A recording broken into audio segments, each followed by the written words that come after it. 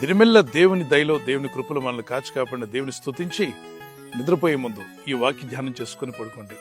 ఇర్మియా గ్రంథం 32వ అధ్యాయం 42వ వచనాన్ని ధ్యానం చేసుకుందాం.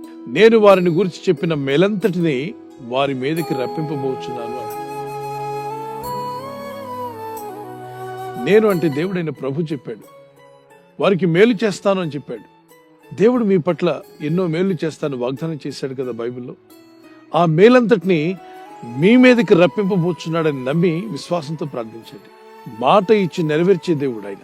146వ కీర్తన 6-7 వచనాల్లో ఆయనకు అసాధ్యమైందంటూ ఏది లేదని ఇర్మియా గ్రంథం 32:27 వచనం మాట్లాడుతుంది.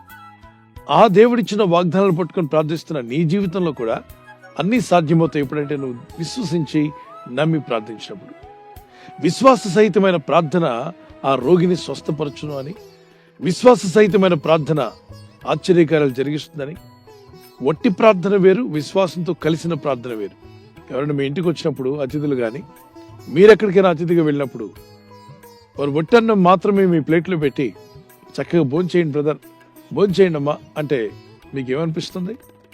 చల్లగా హాయిగా అనిపిస్తుందా? అగ్నిపర్వతం పగిలినట్టు అనిపిస్తుంది. దేవుడు అంటాడు, ఒట్టి మాటలు నేను ఇవ్వట్లేదు నీకు. ఆయన ఒట్టి మాటలు ఇచ్చేవాడు కాదు. ఆయన మాట పలికితే అది ఖచ్చితంగా నెరవేర్చే దేవుడు ఆయన.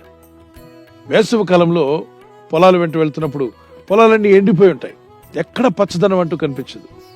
కానీ దేవుడు తన వర్షాన్ని పంపించినప్పుడు వర్షం వచ్చి అలా పడిపోట్లా ఎండిపోయిన ఆ ప్రాంతం అంతనే పొలాలని పచ్చగా మొక్కలు మొలిసేలాగా ఎంతో సహకరిస్తున్నాయి. పచ్చగా నీ జీవితం చిగురించే రోజు రాబోతుంది. ఈ వాగ్దానాలు ఊరికే వచ్చి వెళ్ళిపోయేవి కావు. నీవు విశ్వాసంతో నమ్మి ప్రార్థించగలిగితే దేవుని వాక్యం అనే వాగ్దానాలు మీ ఎద్దుకు వస్తున్నాయి. వాటిని ఫలింపజేయడానికి ప్రభు సిద్ధంగా ఉన్నాడు. అయితే దేవుని వాక్యముతో నీ విశ్వాసం కలవాలి, మీ ప్రార్థనతో విశ్వాసం కలవాలి. విశ్వాసంతో నువ్వు చేసే ప్రార్థన ఫలిస్తుంది. విశ్వాసము ఎవరి పట్ల? దేవుని పట్ల విశ్వాసం. మత్తయి 15:28 ప్రభు అంటాడు, అమ్మా నీ విశ్వాసం గొప్పది, నువ్వు కోరినట్టే నీకు అవునుగాక అన్నాడు.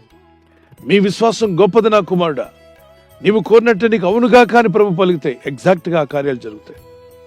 స్టూడెంట్ అయినా, పెద్దలైనా, తల్లులైనా, తండ్రులైనా, మధ్య వయస్సుకులైనా ఏ ప్రయత్నం చేస్తున్నావో నాకైతే తెలియదు, దేవునికి సమస్తం తెలుసు. ప్రభు నీవు నాకు చేస్తాన్న మేళ్ళన్నీ కూడా నా మీదకి రప్పించు నాయన, పంపుతానన్నావుగా తండ్రి అని ప్రార్థన చేయి. విశ్వాసంతో ప్రార్థిస్తుండగానే ప్రభు నీకు చేస్తానని చెప్పిన మేలు నీ కుటుంబం పట్ల, నీ జీవితం పట్ల అవి నెరవేర్చబడునుగాక.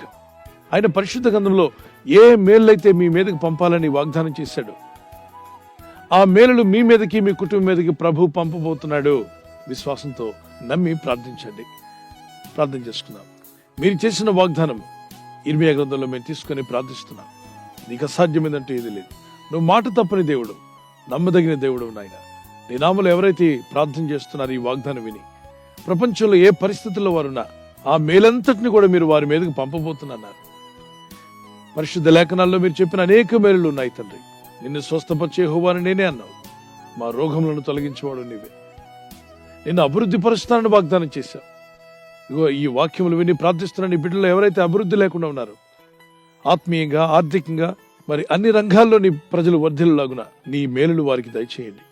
వారి పిల్లలకు ఉపదేశం చేస్తానని వాగ్దానం చేశాం. మా పిల్లలకు మీరే ఉపదేశకులుగా ఉండి ఏ మార్గం ఎంచుకోవాలో, ఎలాంటి సబ్జెక్టులు ఎంచుకోవాలో, ఏ విధంగా చదివి సాధించాలో ఆ జ్ఞానాన్ని వారికి దయచేయండి. వారి బిడ్డల వివాహాల విషయాల్లో, యవనస్తులైతే వారి యొక్క భవిష్యత్తు విషయంలో కూడా, అది ఉద్యోగమైన, వివాహమైన, గర్భఫలమైన, విదేశాలు వెళ్ళి పనిచేసుకోవాలనుకున్న వారైనా, స్వదేశంలో పనిచేస్తున్న వారైనా, నీ ప్రజలు ఫలించాలని ఆశిస్తూ ఉన్నారు తండ్రి.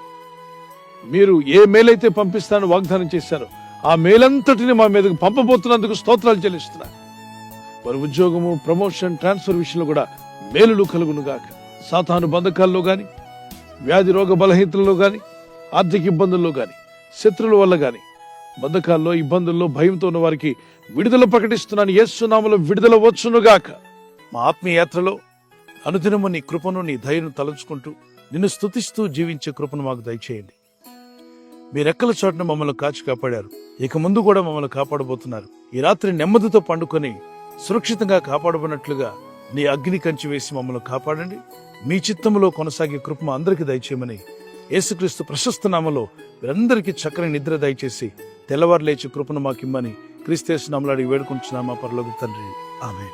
God bless you. ఈ వాగ్దానం మీతోనే కాకుండా అనేకులకు షేర్ చేయడం మర్చిపోవద్దు. అలాగే ఈ యొక్క ఛానల్ సబ్స్క్రైబ్ చేసి ఇతరులతో కూడా చెప్పి సబ్స్క్రైబ్ చేయించండి. Good night. God bless you. ఈ ఛానల్ను మీరు సబ్స్క్రైబ్ చేసుకొనుట వలన 2 పనులు జరుగుతున్నాయి.